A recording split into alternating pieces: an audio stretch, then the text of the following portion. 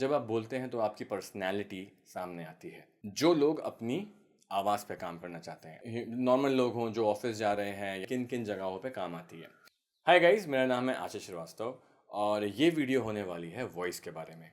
ठीक है, तो मैंने ये सोचा है कि ये वीडियो और इससे आने वाली जो भी वीडियोस रहेंगी वो सिर्फ वॉइस के लिए ही बनाऊं, जो आपको हेल्प करे।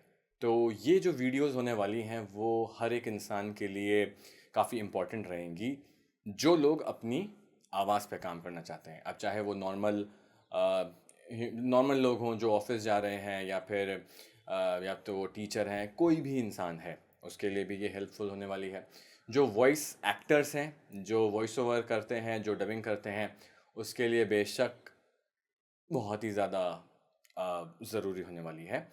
और जो लोग एक्टर्स हैं उनके लिए भी बहुत ज़्यादा ज़रूरी होने वाली है। ठीक है, तो क्योंकि ये एक इंट्रोडक्टरी वीडियो है, और ये जैसे कि मैंने डिफ्रेंशिएट किया कि नॉर्मल लोगों के लिए, एक्टर्स लोगों के लिए, वॉइस ओवर आर्टिस्ट के लिए, डबिंग आर्टिस्ट के लिए कैसे कैसे ज़रूरी है, तो मैं ऑफ कोर्स ये बताना चाहता हूँ कि ये किन किन जगहों पे काम आती है।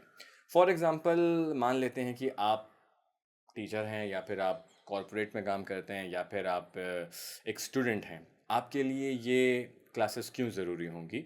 वो इसलिए ज़रूरी होंगी कि जब आप बोलते हैं तो आपकी पर्सनैलिटी सामने आती है, राइट? और आप ये बिल्कुल नहीं चाहेंगे कि आपकी पर्सनैलिटी को कोई नेगेटिव वे में जज करे, राइट? तो उसके लिए आपको कॉन्फिडेंट साउंड होना पड़ेगा। आपको अपने जो अल्फाज होंगे, जो शब्द होंगे, उनको साफ साफ उनका उच्चारण करना पड़ेगा।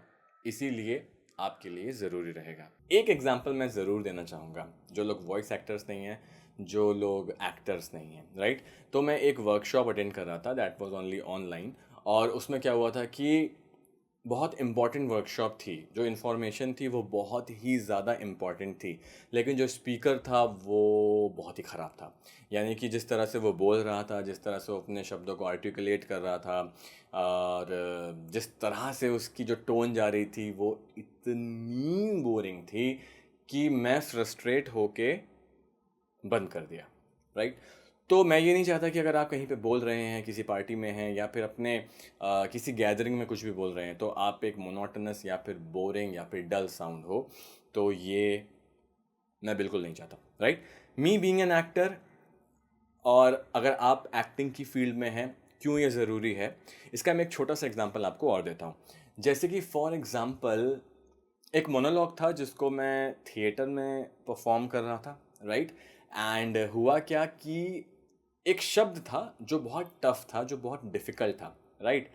एंड उसमें क्या हुआ कि अगर मान लीजिए वो 2 मिनट का मोनोलॉग है, उसमें जो वो शब्द आता है वो शायद 15वीं लाइन पे हो या 10वीं लाइन पे हो।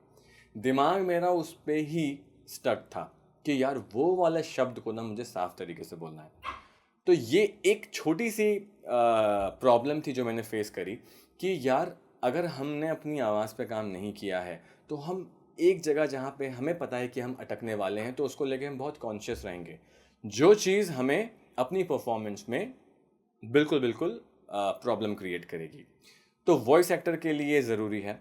एंड इतना ही नहीं, बहुत सारी चीज़ें, जैसे कि आपको कोई कैरेक्टर बनाना है तो उसके लिए आपको वॉइस में थोड़ा सा चेंज करना पड़ता है, राइट? डायलॉग्स अगर आप बोल रहे हैं तो आप मोनोटोनस ना हो, आप डल फील ना कराएं, है ना? एक ही चीज़ को बार बार जैसे लग रहा है रिपीटेटिव, वो ना लगे, तो इसलिए हमें वॉइस पर काम करना होता है, राइट?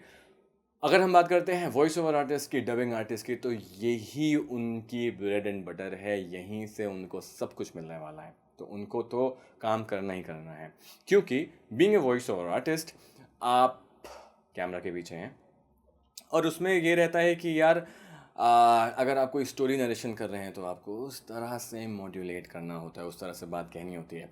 अगर आप मान लीजिए कोई कार्टून डब कर रहे हैं, तो आपके गले में जो प्रेशर पड़ने वाला है, तो वो गला आपका तैयार होना चाहिए उसको बोलने के लिए।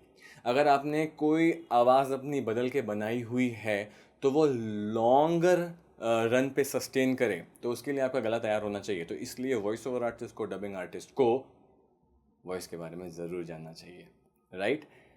तो ये इंट्रोडक्टरी वीडियो है, इसको मैं ज़्यादा लंबा नहीं करना चाहता हूँ। एंड आगे की वीडियोस एक एक सब्जेक्ट पे होने वाली है, सॉरी, एक एक टॉपिक पे होने वाली है। और वो जो टॉपिक होगा ऐसा नहीं है कि आपको उसको सीक्वेंस में ही अगर आप पढ़ रहे हैं उसको समझने की कोशिश कर रहे हैं तो वो काम आएगा। वो टॉपिक आप कभी भी कितनी बार भी कर सकते हैं, आपको वो चीज़ हर बार कुछ सिखाएगी, हर बार कुछ आपको नया मिलेगा। तो इस वीडियो को मैं इतना ही रखता हूँ and thank you for your patience कि आपने इतना देखा, और मिलते हैं नेक्स्ट वीडियो में। Thank you.